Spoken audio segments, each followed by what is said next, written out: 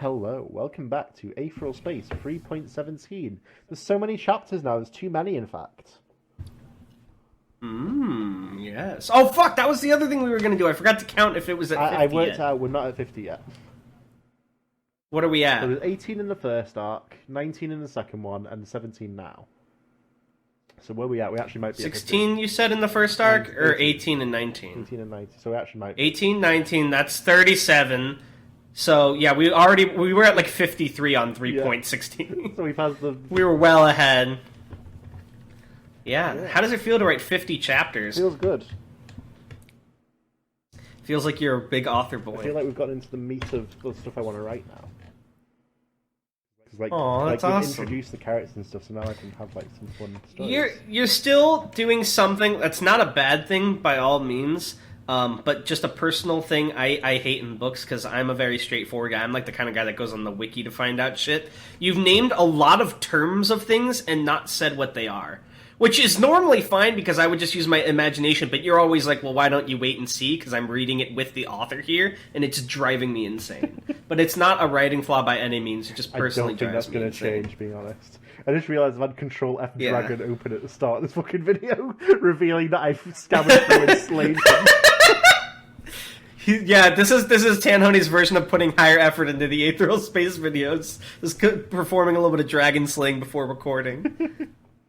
So, you may never see Dragon again, which is sad. I've done this before, but I always forget eventually, so he will come back. You know what you should do? You know what'd be funny? In the future, if Aetheral Space is ever a book, you should release, like, a special anniversary edition that keeps all the original dragons. No. I put one in there, and you have to find it to, like, inherit my chocolate factory.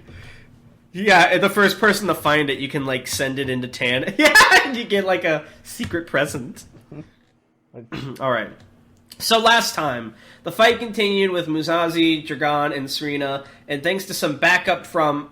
was it just non-specified government people, or was it the guy that hired them? It was Baldy, there. Yeah, with the help of Baldy using Neverwire, which I believe is like wire that lowers Aether power. Yeah, it sort of interferes with it. Or it suppresses it. I think it was mentioned on Yazlov, too. They, like, tied up Samael with it so he couldn't break out. Yeah, and they used it on Skipper in the first arc. So it's made an appearance every arc. Yeah, nice. So they finally got him, and Musashi is humiliated. And then aside from that, we got a brief encounter with Noelle trying to stop Ruth and Skipper, and Ruth admitting she's too weak to fight, so Skipper was like, I guess I'll have to go all out, just this once. And then he pulled out a new move and destroyed 20 robots in a second. And it was like, why didn't you do that earlier, Skipper? And, but that was cool. I guess he couldn't do it earlier because his allies were nearby, because Ruth had to, like, specifically take cover. All directions. Too strong of an AoE. It's like when you use Thunderwave in D&D. Like, it's great and all, but if your allies are near you, is it worth the price? If they're too weak to survive the attack, they were never my allies. They were too weak to be my teammates. Proving Skipper is once and for all the dad of the group. Was there any? Alright, without further ado, sorry, I was... What? Was there any doubt in that? Yes. For a second, I thought he was the main child of the group in the beginning. But he's definitely the dad of the group. Alright. Sorry, I was trying to stall for time to see if my ears would pop, but they aren't, so I'll get into it. As Musashi collapsed to the ground, eyes rolling up into his skull, Dragon almost did the same, only he managed to catch himself on a slot machine. He stood there, panting for breath, as the security officers made their way up through the wreckage of the casino. Deer was the first to reach him. The bald section chief was holding a massive stun cannon which he kept pointed at Musashi's prone body the whole time he approached. A noticeable line of sweat ran down his forehead. That's, Dragon struggled to speak with the little breath he had. Still, he nodded towards Deer's weapon. A little overkill, don't you think? Was that supposed to be had or has? What? What? I read it as had, but the little breath he had. Sometimes it messes with my senses as Indeed, well. the stun cannon looked like it had been built to knock out large animals rather than people. Dragon couldn't see why a security company would assign it to an operation like this. Something Deer owned personally, then, and not company property? Deer didn't look at Dragon as he spoke, only kept covering Musashi. Can't be too careful. This man's from the Supremacy, one of their special officers. Dragon raised an eyebrow. You know him? As his subordinates finally reached the upper deck, Deer shook his head.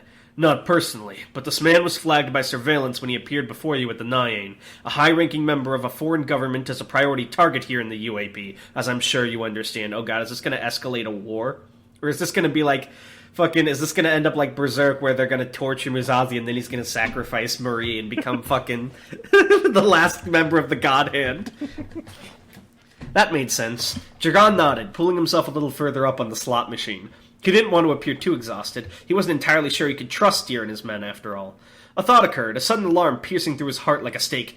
"Serena! How is she?" he said, almost collapsing as he stepped away from the slot machine. He didn't quite know what had happened to Serena. She'd been fighting like a demon, bleeding from her nose and mouth, and then suddenly collapsed.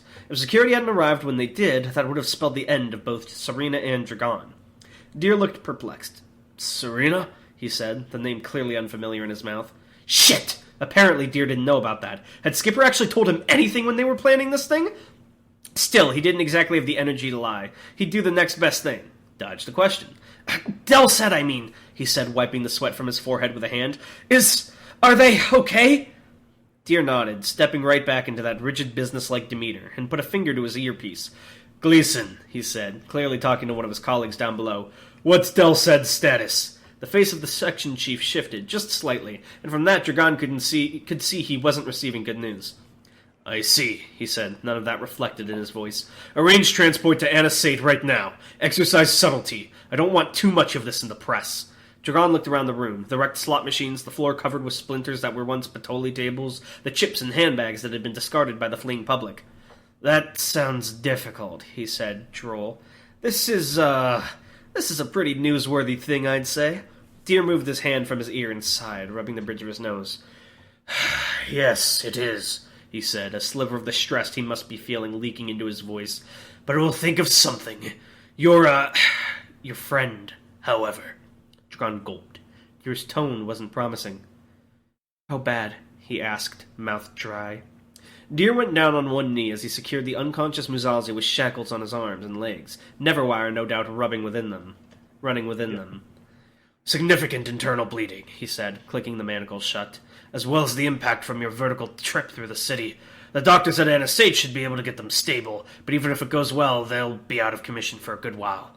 He didn't say lethal, and he didn't say fatal. Even with the graveness of the situation, Dragon couldn't help but feel a sense of relief for that small mercy. It seemed that, despite his best intentions, he and Bruno Del Ced had become friends at some point. The other security officers finally made their way up the wreckage of the stairs, hauling a coffin-like container to haul Musashi in. "How about you?" said Deer, looking back at Dragon. "You don't seem in the best condition, so I'd recommend accompanying us for medical attention. We're still in the process of reacquiring your associates, but..." Oh wait, that's right, didn't they get Roz when they got Serena? No, Roz is with Skipper and Ruth. Oh yeah, I forgot. Dragon took a step forward. The night wasn't over yet. He had to regroup with Skipper and Ruth, make sure they were okay, and find out just what the hell Atoy Musashi was doing stalking him through the UAP. It was a plentiful itinerary. He opened his mouth to say these things. "I'm fucking tired," he said, slurring the words, and fell flat on his face. It seemed the night was over. Alright, I'm gonna popcorn it to you. Noel Edmonds, on her hands and knees, screamed once more in a voice that sounded like a knife was being plunged into her. She was still in the alleyway where Skipper and Ruth Blaine had left her. Her fists, sparking with cyan aether, struck the concrete below her, without making so much as a crack. So, who even cared about that? Her mental abilities were far more valuable than the power to punch things really hard. She didn't need that kind of dubious strength, it was beneath her. And yet, that bastard had mocked her, humiliated her, and walked past her without her being able to do so much as lift a finger. It had been effortless for that man to make her look like an idiot, as if her existence had meant nothing. She gritted her... I'm waiting for the episode where it's like a flashback of her as a terminally sick child, and then she mastered or whatever to heal herself. She gritted... Fucking anime. She gritted her teeth with so much fury that it felt like the things would just shatter in her mouth. She wouldn't even care if they did. She could fix them after all. She was smart enough to figure out a way. She was a genius after all. "You're a genius," agreed the brickworth beneath her, speaking in a bright and helpful voice. Her breath caught in her throat. There was a sigh from right next to her. It came from the wreckage of one of her drones, looking like a crushed can. "Not again," it said softly. She groaned, put her hand to her head. She knew she needed to calm down, but it was too late. Her thoughts were starting to voice themselves. This is interesting because this happened to Dragon too, but now that we have a reference point, we know this must just be a cogitant problem, a price for their super smarts. You should have trained more in hand-to-hand combat, suggested a loose strand of her blue hair dangling next to her eye. You can ask Rayans to teach you. He's protective of you. He would do it. Fuck Rayans, Spat a passing cat. I don't need his help. Do you know who I am? I don't need charity from trash like that. A sense of This is interesting because sorry to interrupt. Dragon's mentioned before how it's easy to get lost as a cogitant, right? And Noelle, we know she's not like a kid, but she's definitely a younger person. I wonder if it's like a serious thing for cogitant kids to have like severe panic attacks induced by their like mental abilities, or like when they throw a tantrum for bad things to happen. If there's like a specific way you have to raise them, or how that works. A sense of disapproval emitted from the dumpster. You know he only wants to help. He has a good heart. See how fucking good it is when I tear it out and stomp on it. The cat snarled. You gonna talk to me? Shut the fuck up, I'll kill you. Quiet, growled Noelle, fists balled to such a degree that her fingernails drew blood. Still, the pain didn't pull her out the spiral. I'll just have to wait it out, said her fingernails. The dumpster sighed. Rayansh and Simeon will be along soon, I suppose. If you press your tracking beacon, they'll be able to find us a little better, Press me, came the squeaky voice of the tracking beacon in her pocket. It grew more aggressive as a shaking hand reached for it. Come on, press me, bitch! It was always like this. For all their intellectual superiority, cogitants were more prone to mental collapse than the other subspecies, and once they pulled themselves together, their mind didn't always stay together. Noelle tapped the button on the disc-shaped beacon with a grunt, and it squealed in jubilation. Tiny objects like this always end up at the mouthpiece for her most annoying thoughts. See, this is what's really interesting to me about how you wrote cogitants. It would have been easy to just say, oh, they're smarter, but you made it so, like, their smartness isn't necessarily that they specifically just have a higher IQ, but they can, like, fragment their brain to do different tasks and, like, run parallel levels of thought, but that also makes it really easy to probably develop these strange mental breakdowns or things akin to MPD or schizophrenia or whatever, because there's, like, so much of their brain running at the same time in different ways. I just feel like that was a very interesting thing that you could have just glossed over and been like, yeah, Dragon's smart. But I really like this. A lot of world building. Her mind had had to cannibalize itself once, and now the thing was held together with tape and glue. Normally she could keep it under control, but when she'd been defeated like this, humiliated like this... Smug bastard, hissed the cat, licking itself. I'll rip that fucking smile off his face, smash that fucking teeth out of his mouth. My teeth hurt, whimpered her teeth, aching from her grimace. I should stop scowling. I should stay calm down, the dumpster said soothingly. If I just find a way to calm down, I'm sure this whole mess can be corrected. That's right, the ground panted for breath like an excited dog. If I'm to become the citizen, I need to stay calm. Find the leverage to oust that red-eyed bastard. We'd have it, the cat said. If it wasn't for that fucker sticking his name where it doesn't belong. He'll get in the way if we try again. The dumpster paused. That's true, it said slowly. If things are to go smoothly, I worry that he could involve himself unnecessarily.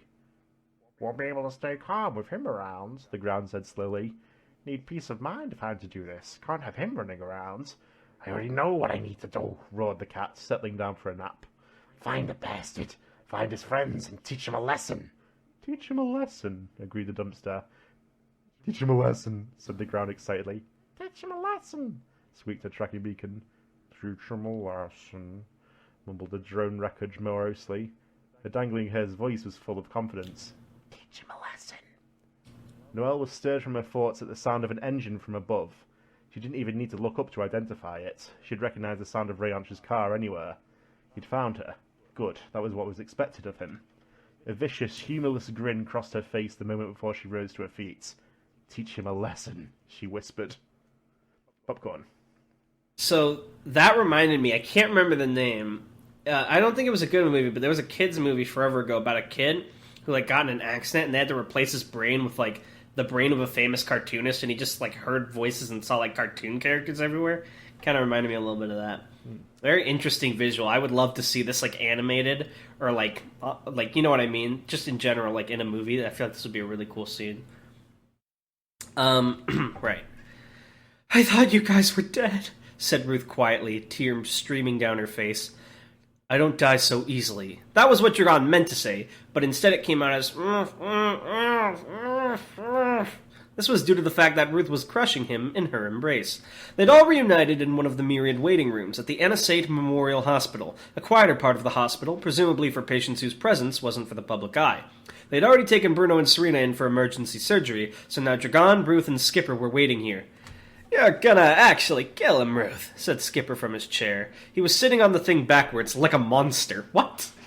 Like, what? Ow! And was leaning forward on the back of the furniture. "When you guys fell," said Ruth, the ghost of anxiety still in her voice, how did you make it out of that? Did Bruno do something?" Very interesting thing about Ruth is when we first meet her, she portrays this aura of, like, very menacing badass, but as we get further, at least in the Arc 3, it seems like anxiety is definitely a big thing for her, and, like, insecurity. Which is very bizarre, but interesting nonetheless. Vaguely, Dragon nodded. He really didn't have the energy to go further into it. The helmeted doctors had given him a shot to calm him down when it arrived, and the drug was doing its job well. "Imagine, though," said Skipper, whistling up at the ceiling. "Our old pal Musashi, all the way out here. He must really hate you, kiddo." That brought Dragon back to himself a little. Even though they'd managed to bring down Musashi, it was a victory only possible through a dozen coincidences. Hell, if Deer and his security officers hadn't shown up right at the end, Dragon had no doubt he'd be dead right now. They'd taken Musashi to some kind of holding facility, but Dragon just knew that the asshole would get out sooner or later, and when he did, he'd come after Dragon harder than ever. After all, he'd just been unable to resist adding that tiny hint of smugness to his victory. What a mess, and it was getting messier all the time. Finally, Ruth released Dragon from her death grip, stepping back and collapsing into a chair that Skipper kicked over to her. "I'm gosh darn trained," she said, running her hands over her face. Dragon went to wander over to a chair himself, decided it wasn't worth the effort, and sat cross-legged on the floor instead. "Tired," he mumbled. "You fought, that guy, then? The fifth dead?" Ruth's expression hardened, and she nodded. "He dead?" She shook her head. "Fuck." She nodded. "Okay, good talk, Ruth. Not that this conversation isn't stimulating," said Skipper, having rearranged a few chairs to form something of a couch for himself. "I'm gonna get some shut-eye, yeah? I'd recommend you guys do the same. You're, like, barely sentient right now." And with that, he closed his eyes, diving into the realm of slumber. Slowly, as if being pulled by some invisible force, Dragon's own eyelids followed suit. Sleep sure sounded nice right now. Oh, God. Oh, God. What was his voice again? I don't know. Oh, fuck. I think he's like Joey Wheeler a little bit. You. Can we go now, lady? Whispered Dennis, hugging the steering wheel so tightly Marie was surprised he could see what he was doing. "One sec," Marie replied brightly, using her scope as a viewfinder, zooming in on the security transport flying past. They'd parked on top of some energy drink factory. Wait, how is he not reacting to her being, like, half destroyed? Or has she presumably been fixed by now? Strange, isn't it? Huh. The transport itself was bigger than she'd expected. One heavily armored vehicle flanked by 4 disc-shaped escort ships, likely piloted by automatics. The weapons on those ships were nothing to sneeze at, machine guns ready to rain plasma on any targets that came in sight. Even with her physical capabilities, she couldn't see herself withstanding that kind of fire for very long, not without showing off more than she wanted to. She tapped her finger against the back of Dennis' seat, the young man flinching with each and every tap. The boy was terrified of her, which was smart, but it was the kind of terror Marie liked, the kind that made them obey rather than try to burn you at the stake. "What kind of weaponry do you have?" she said quietly, but her voice still seemed loud in the silence of the car. Dennis fumbled under his seat, pulling out a cobbled-together plasma pistol. The thing really wasn't anything to look at. In fact, Marie suspected there was a chance the thing would blow up the moment someone pulled the trigger. Not the best option. She drew the sound out, putting a hand on top of Dennis's head as she considered her options. He stiffened up amusingly at the contact, his skin paling quite a few shades. Then, with a sudden violent motion, she snapped her fingers, and Dennis almost jumped out of his skin. "Oh well," she said, taking her hand away from Dennis's head. She didn't want to give her driver a heart attack after all. "Oh well?" Dennis looked back at her, expression uncertain. She shrugged. "There's no way we'll be busting a toy out of there with our current equipment, so we won't. Looks like a toy will just have to play the waiting game for a little while." Oh well. Marie was just a teensy bit annoyed. With her last statement, she tapped an irritated finger on the car window next to her, and cracks ran out across its surface. Dennis's eyes silently tracked the spiderweb of damage as it spread out, then flicked back to her. "What do we, he said quietly. "What do we do now, then?" Marie lounged back in the back seat of the car, watched the toy's prison transport turn a corner, and disappeared from sight. I would change that to Marie lounged back in her seat, but... "Head down to the pit," she said. "I think I want to talk to your boss. I will piggyback it to you." Sure. In a pitch-black room, a red-eyed man watched the script in his hands. His silhouette was vague, inconsistent in the darkness, but it was unmistakably sharp, as though this was a man made out of knives. His glowing red eyes penetrated his unclear shape like twin fell stars. Hey, can I make a crazy assumption? Mm-hmm. That this guy maybe, just maybe, is the Minister of War? Well, we'll see. With those eyes, he stared unblinking at the blank screen. The man had been waiting for this news for hours, for the message from his agent that would bring the night to a close. At this point, he was fairly confident he knew what that message would be, but still, he needed confirmation. One hand, clad in an unnatural metal gauntlet, stroked the back of the script almost tenderly. It was the thing that would confirm his fate, after all. The work of years brought almost to conclusion by mere words on a screen. So much of this world is shaped by words on screens. It was the tiniest of beeps. A message came through from his Noel. 6 words.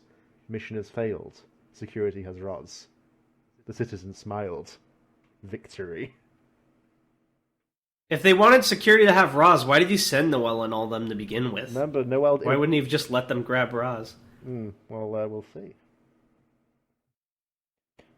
Huh.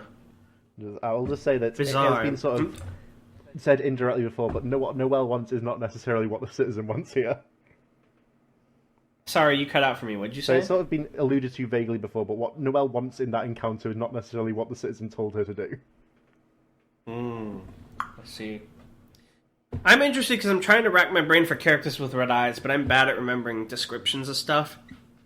And it could also always just be colored from Aether or something. I doubt it would be the Minister of War. He wanted security to have them. I don't think he would go as far as to hire the Fifth Dead to fuck that up. Also, I feel like the citizens actively pissing off the ministries.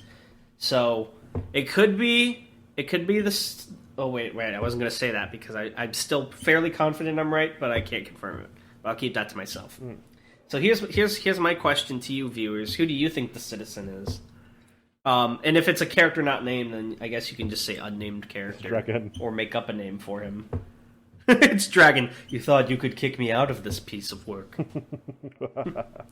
Foolish. Well, thank you. I've been biding my time. Thank you for appearing at this Yes, place, thank you guys everyone. for watching. Yeah. Take care of yourselves.